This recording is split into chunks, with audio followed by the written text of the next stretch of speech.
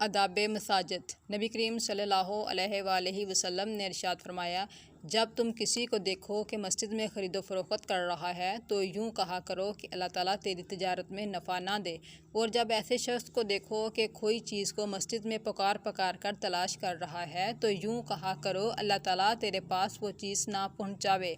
ایک اور روایت میں ارشاد ہے کہ مسجدیں اس کام کے لیے نہیں بنائی گئیں۔ اللہ پاک ہم سب کو اس پر عمل کرنے کی توفیق عطا فرمائے۔ یا محمد محمد میں کہتا رہا، نور کے موتیوں کی لڑی بن گئی، آیتوں سے ملاتا رہا آیت۔